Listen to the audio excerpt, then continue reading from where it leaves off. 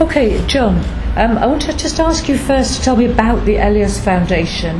When was it founded? What sort of funds has it got? And what was its original purpose of founding it? Well, thank you, Carolyn. The Eleos Foundation was founded about 4 years ago. Our corpus is somewhere, depending on what the markets are doing, between $6.5 to $7 million. The original purpose of the foundation was to make small grants to projects in emerging markets, particularly around issues for women and children. And you've been doing that for the last 4 years, making small grants? We did it for about the first 2.5 years, and then our board looked at what was the impact we were having and how were we able to measure that impact, and came to the realization that we were not being as impactful as we would like, and we had a difficult time measuring what that impact was. So what did you decide to do then as a result of this, coming to this conclusion? Well, we came together as a community, and the board evaluated what our other options might be. And what we did was we made a significant change. We decided to become a social impact investing foundation. And we made 3 major decisions. The first was to be a spend-down foundation. So we have a mandate to invest our corpus in social impact investment opportunities over the next 10 years. The primary reason behind that is we believe a dollar invested today can be much more impactful over the next few years than carefully nurturing the corpus to survive for the next 20 or 30 years. Secondly, we shifted the corpus from a traditional index fund managed by a mutual fund to a very proactive social impact investment stream invested in public equity and public debt. And the third component of our strategy is to take the corpus in this spend down and invest in early stage startup companies in indigenous entrepreneurs in emerging and frontier markets. So are you making any grants now? We do grants. We really look at where is the company in its stage and what's the most appropriate capital they need. So if it's a grant, if it's an equity, if it's a debt instrument, we really want to fit the capital to the needs of the company. And I gather, and what are your main aims as an impact investor? I think you talked about building a community of investors and also about leveraging, because you've got quite small funds yourselves. That's correct. We have both small financial capital and we have small human capital. We're a staff of 3 professionals.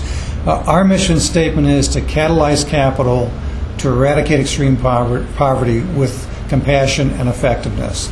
To that end, what we're trying to do is create communities of investors connecting with communities of entrepreneurs. We're trying to do that in 2 ways. First, in our own community in Santa Barbara, California, we hold a series of educational events where we're trying to create a learning community, educate our community on what is social impact investing about. And we'll bring in experts from literally around the world to talk about what they're doing. The second component of the strategy is to take that learning community, create investment opportunities where Eleos will invest and be a very early stage investor in a company in one of these emerging markets. We do all the due diligence. We'll then create a private placement memorandum that we'll share with our community of investors and then lever our dollar that we've invested and try to attract additional dollars behind it. And what sort of leverage are you managing to achieve? So far in the deals we've done, it's ranged anywhere from $1 that Eleos has put up. We've levered our dollar to $4 to $5. A current investment we're working on, at the moment, we've levered it up about 14 to 1. Depending how this particular transaction evolves, we might lever it up as much as 35 to 1.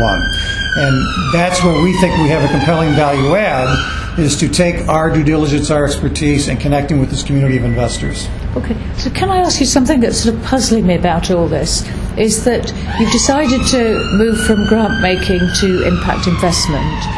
You've also decided to spend down, but impact investment is seen as a way of reusing funds. Loans come back, equity takes, in the social impact market might take 7 or 8 years to actually realise. So it almost seems like in contradiction, two contradictory decisions, to spend down and to become an impact investor. Can you just explain the thinking on this? Well, our goal is, and as I said, we continue to do grants because some companies are not at a stage where they should have the burden of equity or debt.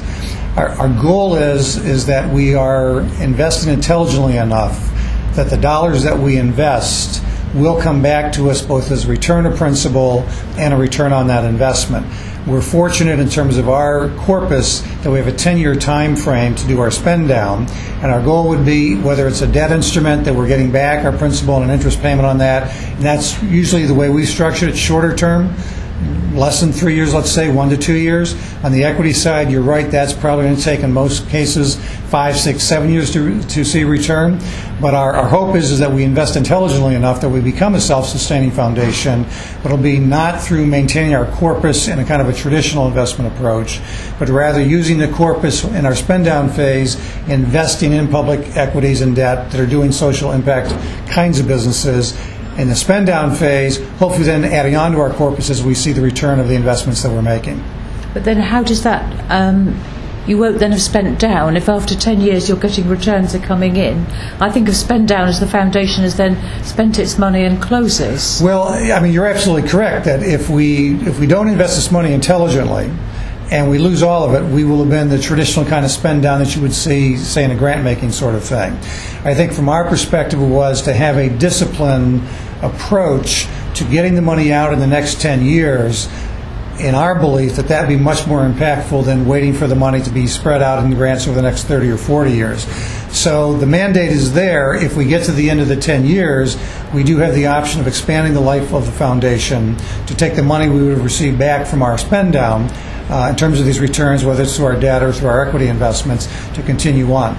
So if you've invested well, although all the $7 million will have gone out the door in over the 10 years, you'll in fact be a sustainable impact investor after that. That's correct, yes. Okay, that makes sense. Finally, can I just ask you, if you could be, as one might say, master of the universe, deciding how social impact investment could best be used to improve the condition of human race, what would you make happen? What would you want to happen? Well, our foundation's based in Santa Barbara, California. I, however, live in San Francisco, and I've lived there for 35 years. And when I first moved to San Francisco, it was just at the beginning of the venture capital Silicon Valley revolution. And I think that model has provided tremendous value to the world and all that we've experienced in the last 35 years. That was a system where entrepreneurs connected with investors at a very grassroots level. It was not traditional banks, not traditional Wall Street that came in and created a venture capital Silicon Valley mindset. And I think that's the opportunity here.